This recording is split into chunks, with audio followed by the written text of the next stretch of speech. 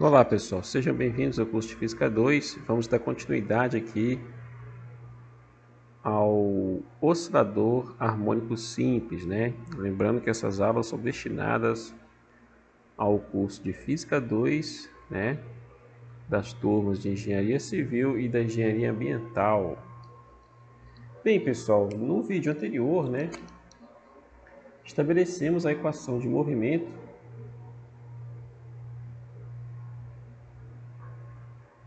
a equação de movimento do oscilador harmônico simples, né? Que equação é essa? A gente tinha colocado que era x dois pontos mais 1 ômega zero ao quadrado, que multiplica x, isso tem que ser igual a zero, certo? Essa era a equação de movimento, onde lembrando que x possui uma dependência temporal, né? É dado em função do tempo. Então, nesse nosso vídeo aqui hoje, né, iremos destrinchar, né, fazer uma análise dessa equação aqui. Vamos fazer uma análise dessa equação aqui.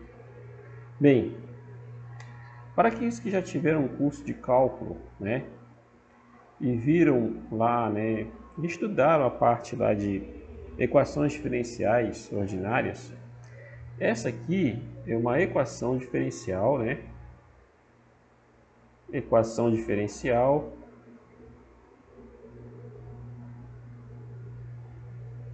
homogênea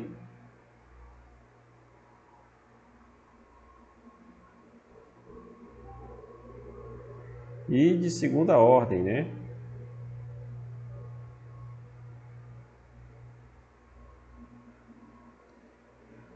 Por que é uma equação diferencial? Porque temos aqui são equações, a gente está relacionando uma derivada, né? Certo? E a variável dependente, que é o x, que é a posição. E eu estou tendo uma derivada em relação ao quê? Ao tempo, então a derivada temporal. Homogênea, por que homogênea, pessoal? Não tem nenhum termo, na verdade ela é igual a zero, né? Não há nenhum termo aqui, não nulo, presente aqui. Só temos o termo nulo, que é o fator zero, certo? Faltou colocar aqui linear. Linear porque não tem nenhum termo quadrático em relação ao que? Ao parâmetro, né, da variável dependente, que é a posição, certo? E temos aqui essa estrutura, né, que é a equação diferencial. E por que é segunda ordem? Segunda ordem porque temos uma derivada segunda, certo? Lembrando que x, dois pontos, é quem? É uma derivada segunda de x em relação ao tempo. Então, essa é a explicação porque se segunda ordem, porque tem uma derivada de ordem 2. Se aqui fosse um ponto só, aqui fosse um ponto só, então teríamos o quê? Teríamos uma derivada de primeira ordem, certo? Uma equação diferencial homogênea de primeira ordem.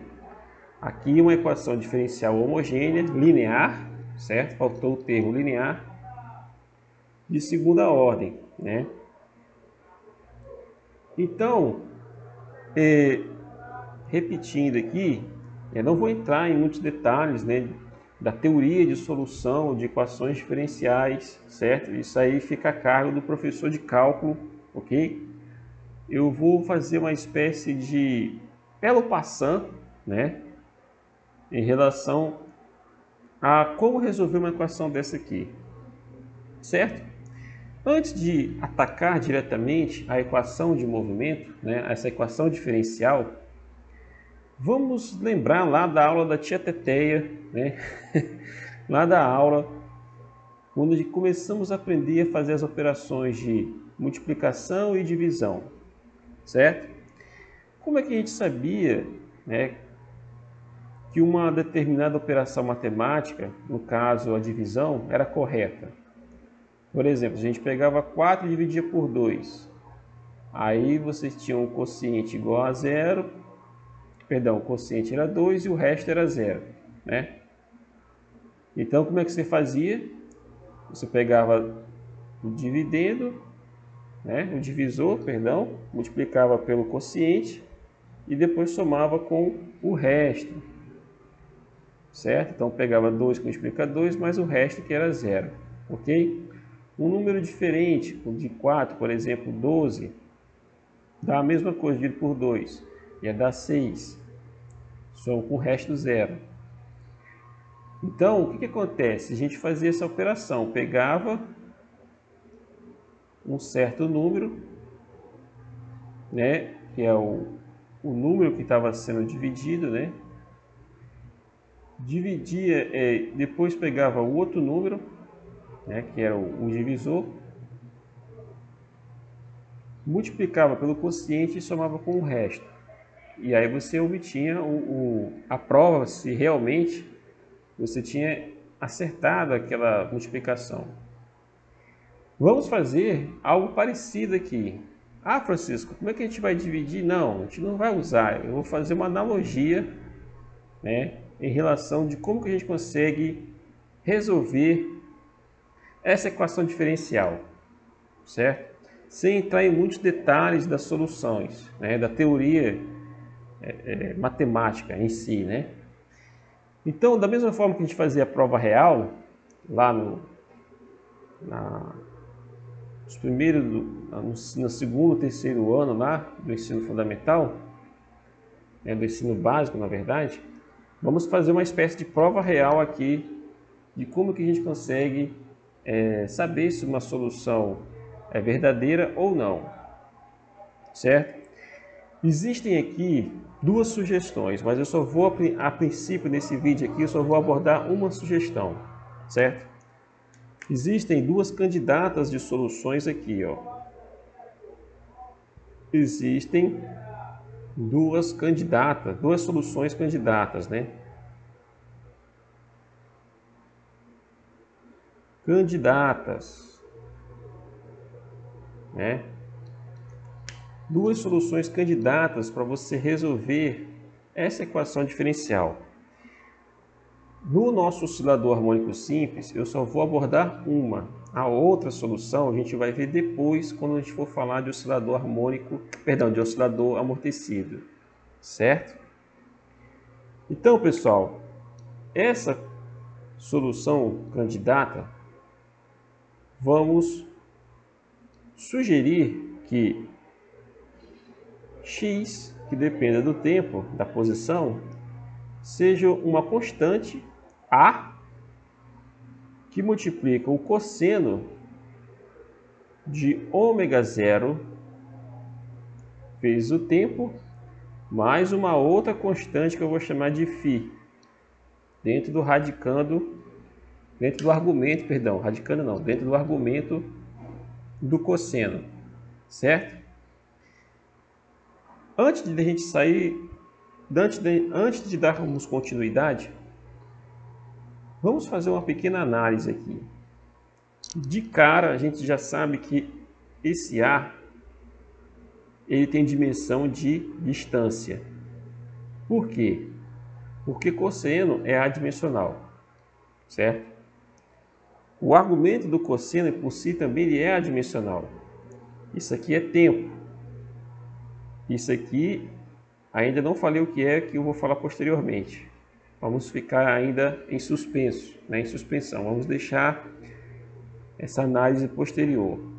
E esse outro camarada aqui também eu vou deixar posterior para poder explicar ele, quem é ele, certo? Mas o que eu quero dizer é que dentro do argumento do cosseno também temos o quê? Uma quantidade adimensional, uma soma adimensional aqui. Tanto que o cosseno, certo? O valor máximo que ele pode obter é positivo e negativo, né? Mais e menos 1, certo? Então, de cara, a gente já sabe que a amplitude, necessariamente, ela tem que ser, obrigatoriamente, ela tem que ser uma dimensão, né? Ela tem que ser uma grandeza cuja dimensão é de distância, certo? Porque isso aqui também tem dimensão de distância, ok? Então, A, já sabemos que A é uma amplitude, né? É uma amplitude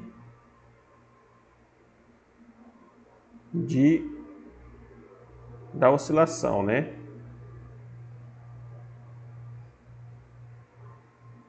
A é a amplitude da oscilação. E agora vamos atacar certos aspectos aqui, tanto dessa solução quanto da equação diferencial. Então, A é a amplitude. Quem seria então esse ômega zero aqui? Quem é ômega zero? Né? Na aula anterior, vimos o que? No vídeo anterior, vimos que ômega zero ao quadrado foi definido como sendo quem? K sobre M, certo? Ou seja, a constante da mola divididos pela massa do bloco. Então, consequentemente, temos que ômega zero vai ser quem? A raiz quadrada, certo? A raiz quadrada da constante elástica da mola divididos pela massa do bloco. Esse camarada aqui, ômega zero, é a frequência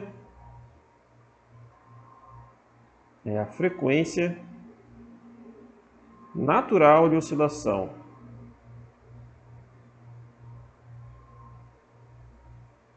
do oscilador harmônico simples, né? OHS. É a frequência natural do oscilador harmônico simples. Por quê? Qual é a unidade, né? Ou a dimensão? Vamos falar de dimensão. Qual é a dimensão de ômega zero? É tempo a menos 1, certo? Ou o inverso de tempo. Por quê? K é o que? É Newton por quilograma, né? Porque é força, certo?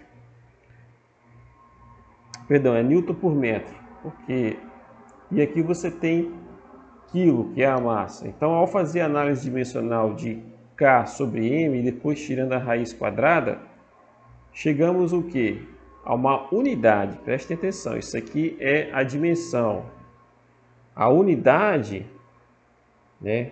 A unidade de ômega zero no sistema internacional, SI, é o que? É o segundo a menos 1, é o Hertz, né? Vou colocar aqui unidade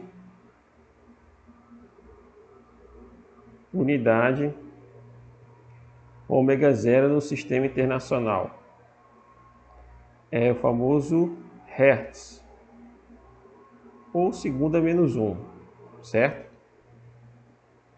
Então, isso aqui é o que? É a unidade de uma grandeza, é um conceito, né, de frequência.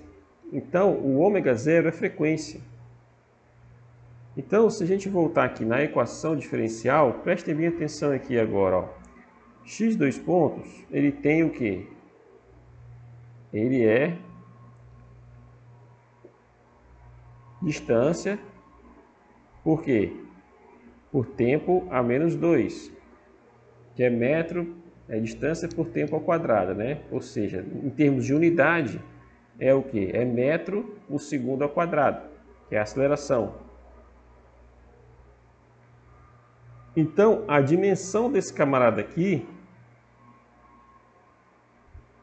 de ômega zero ao quadrado, que multiplica x, também tem que ser distância por tempo a menos 2, ou metro por segundo ao quadrado em termos de unidade, certo? Por quê? Porque eu estou fazendo uma soma.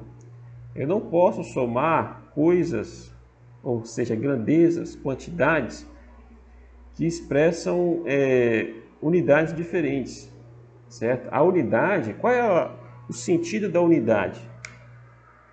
A unidade de uma grandeza, ela está atrelada, né, ao conceito do que aquela grandeza representa. Por exemplo, massa, certo? Massa, a unidade de massa é o que? É o quilo, certo? Então repare que se eu coloco 80 quilos, que é o peso de um adulto normal, né? 70, 80 quilos, em média, é mais ou menos isso. Então, o que acontece? Existe uma grande diferença de eu falar 70 quilos, 70 gramas, 70 toneladas. Repare que quando eu coloco a unidade ela dá uma importância, ela dá um grau de magnitude muito importante para aquele valor numérico, né? Para aquela grandeza que representa aquela propriedade de um objeto ou de uma característica física de um sistema, certo? Então aqui eu não posso somar coisas diferentes. Então, se isso aqui tem unidade ou dimensão de aceleração, esse produto aqui também tem que ter dimensão de aceleração. Então, esse camarada aqui, a análise dimensional desse camarada aqui também é igual ao do x2 pontos, certo? Que pode ser feito aqui também, tirando as unidades aqui. Então, a análise dimensional é igual à da aceleração, que é o x2 pontos, certo? Então, isso aqui é um pequeno parênteses explicando quem é o ômega zero aqui. Então, o ômega zero é a frequência natural de oscilação do oscilador harmônico simples, certo? Bem, uma vez que foi identificado isso, agora temos que atacar a solução, né? Temos que atacar a equação para chegarmos a uma solução. Como eu tinha dito antes, existem duas soluções candidatas.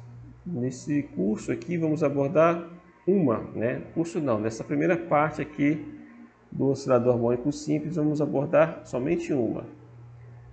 Quando formos falar de oscilador amortecido e forçado, aí vamos abordar a outra solução. Agora, por enquanto, não. Vamos deixar ela em segredo. Então, como é que eu faço para saber se essa solução realmente é válida? Lembre-se do início do vídeo. Vamos fazer aqui a prova real, né? Assim como fazíamos a prova real quando começamos a aprender a dividir, vamos fazer a mesma coisa. O que temos que fazer aqui? Vamos pegar essa solução, que é candidata, vamos derivar ela duas vezes. Então vamos fazer a primeira derivada desse x. E aí como é que fica a primeira derivada? Temos a regra da cadeia, né? dx dt. Então temos que aplicar a regra da cadeia. Então o resultado é isso aqui. Ó. A derivada do cosseno é o quê? É menos seno. Então você vai ter menos a que multiplica seno de ômega 0t mais φ. Só que eu tenho que derivar o argumento também, né? Eu tenho que derivar o argumento do cosseno porque ele também depende do tempo. Por isso que é a regra da cadeia. Então, qual é a derivada desse termo aqui em relação ao tempo? É simplesmente ômega 0. Certo? Então, já sabemos quem é a primeira derivada. Note que, lá no curso de Física 1, quem é dx dt? Não é velocidade? Então, já temos aqui de graça a expressão da velocidade, né? Então, esse camarada aqui é a velocidade do bloco, né? Do nosso bloco ou do sistema, né? Do bloco mola, né? Vamos dizer assim, bloco, né? Da partícula. No caso, a gente está usando o sistema bloco-bola, mas é a velocidade do bloco em relação ao eixo x, certo? É velocidade. Opa, apagar aqui. é a velocidade do bloco em relação à posição x. Então, a gente já sabe qual é a velocidade do sistema. Ok?